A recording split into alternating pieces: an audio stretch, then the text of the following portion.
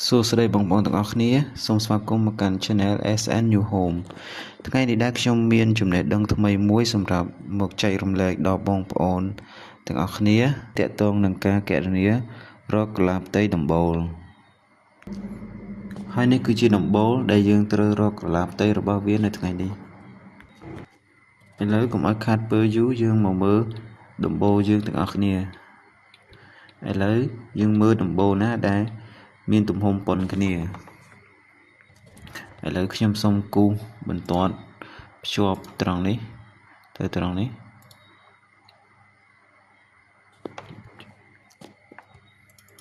ឥឡូវយើងឃើញថារាងជ្រុងរបស់ដំបូលខាងនេះនិងខាងនេះគឺប៉ុនគ្នាអញ្ចឹងខ្ញុំសូមដាក់ពណ៌វាឲ្យដូចគ្នា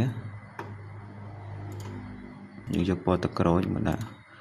ញ្ចឹងកន្លះផ្ទៃពីរនេះគឺប៉ុនគ្នាអញ្ចឹងយើងអាចរកតែកន្លះផ្ទៃខាងនេះមួយមកគឺអាចរកខាងនេះបានហើយយើងគ្រាន់តែគុណវានឹង2ទៅហើយមួយទៀតគឺត្រីកោណខាងនេះខ្ញុំសូមដាក់ពណ៌ស្វាយទៅយើងមើលខាងនេះត្រីកោណនេះយើងអាចបំពេញចូលទៅក្នុងនេះបានយើងមើលជាមកអញ្ចឹងរាងរបស់វាគឺប៉ុននឹងត្រីកោណខាងក្រោយនេះដែរអញ្ចឹងយើងរកតែកន្លះផ្ទៃត្រីកោណខាងនេះមកយើងអាចឃើញកន្លះផ្ទៃត្រីកោណកន្លះផ្ទៃពីរនេះបានហើយវាបូកចូលគ្នាគឺស្មើនឹងកន្លះផ្ទៃត្រីកោណខាងក្រោយដែរអញ្ចឹងយើងនៅតែពីរផ្នែកនេះទេពីរផ្នែកនេះគឺ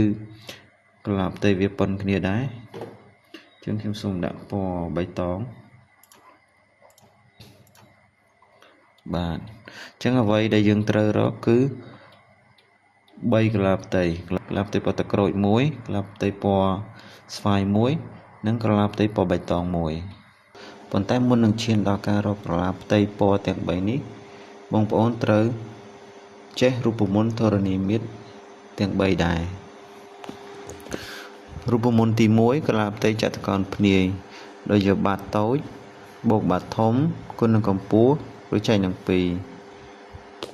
រូបមន្តទី2គឺកន្លះផ្ទៃត្រីកោណដោយយកបាត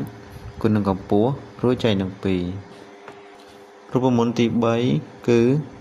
កន្លះផ្ទៃប៉ារ៉ាឡេឡូក្រាមដោយយើងយកបាតគុណនឹងកម្ពស់ឥឡូវយើងដឹងរូបមន្តដើម្បីរកកន្លះផ្ទៃពណ៌ទាំង3នេះហើយឥឡូវយើងចាប់ផ្ដើមមករកកន្លះផ្ទៃពណ៌ទឹកក្រូចមុនដែលជាកន្លះផ្ទៃចតុកោណភ្នាយឥឡូវខ្ញុំវាស់បាតតូចនេះបាតតូចរបស់ចតុកោណភ្នាយបាតតូចយើងមានប្រវែង 9.11 ម៉ែត្រចំណែកបាតធំរបស់ចតុកោណភ្នាយ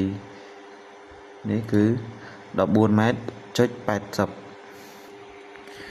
ចំណែកកម្ពស់របស់វា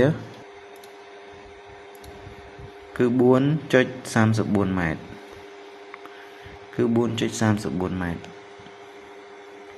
អញ្ចឹងយើងដឹង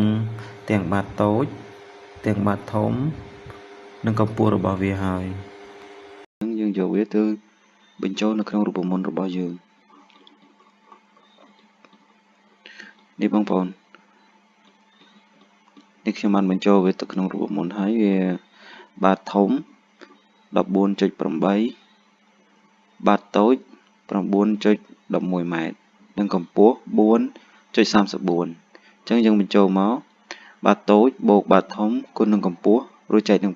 2យើងឃើញចម្លើយវាបាន 51.88 ឥឡូវយើងបានកន្លះផ្ទៃពណ៌ទឹកក្រូចមួយហើយឥឡូវយើងចូលមករកកន្លះផ្ទៃរបស់ពណ៌ស្វាយវិញម្ដងពណ៌ស្វាយយើងត្រូវការបាតនិងកម្ពស់ដែរឥឡូវខ្ញុំចាប់ផ្ដើមវាស់បាតនេះឃើញ7 ម៉ែត្ររីឯកម្ពស់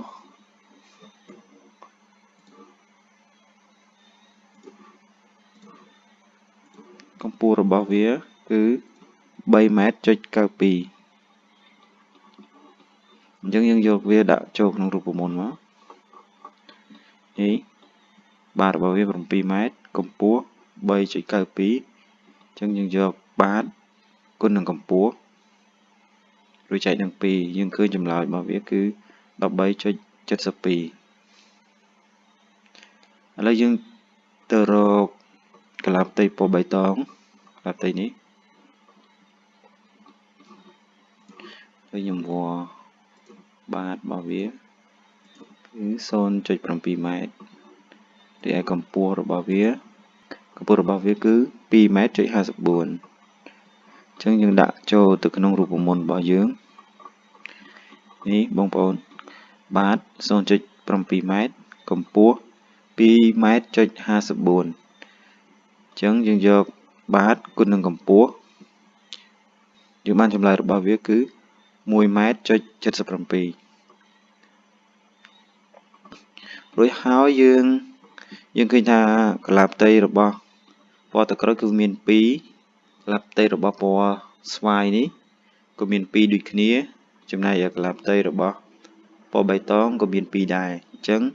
យើងយកចម្លើយរបស់យើងអំបញ្ញមិញហ្នឹងយកទៅគុណនឹង2ទាំងអស់នេះកន្លងផ្ទៃពណ៌ទឹកក្រូចយើងគុណនឹង2មកបាន 103.76 ម៉ែត្រការ៉េចំណែកកន្លងផ្ទៃពណ៌ស្វាយគឺយើងបាន 27.44 ម៉ែត្រការ៉េចំណែកពណ៌បៃតងយើងបាន 3.54 ម៉ែត្រការ៉េអញ្ចឹងកន្លងផ្ទៃដំបូលសរុបរបស់យើងទាំងអស់គឺ 134.74 ម៉ែត្រការ៉េឥឡូវកន្លងផ្ទៃដំបូលរបស់យើងគឺយើងរកឃើញហើយប្រសិនបើយើងចង់ដឹងអំពីចំនួនក្បឿងគឺនេះបងប្អូនគឺយកកន្លងផ្ទៃដំបូលសរុបគុណនឹង11ដោយសារតែ1ការ៉េយើងប្រើអស់ក្បឿង11សន្លឹកអញ្ចឹងយើងគុណនឹង11អញ្ចឹងយើងឃើញថាចំនួនក្បឿងសរុបដែលត្រូវប្រក់នៅលើដំបូលផ្ទះរបស់យើងនេះគឺ 1482 សន្លឹកនេះយើងអាចយកឲ្យលើសទៅព្រោះថាយើងត្រូវកាត់យើងត្រូវសកួរបាក់បែកអីគឺយើងយកឲ្យលើសនឹងទៅបងប្អូនបាទហើយវីដេអូនេះគឺមានតែប៉ុណ្្នេះទេបងប្អូនសូមអរគុណបងប្អូនដែលបានទស្សនាហើយសូមជួយ like និងជួយ subscribe channel របស់ខ្ញុំបាទផងដើម្បីលើកទឹកចិត្តឲ្យខ្ញុំបាទធ្វើវីដេអូចែករំលែកចំណេះដឹងក្នុងការសាងសង់ផ្ទះនិងចែករំលែកនៅម៉ូដផ្ទះថ្មីបន្តទៀតឲ្យបងប្អូនបានទស្សនាបាទសូមអរគុណសូមជម្រាបលា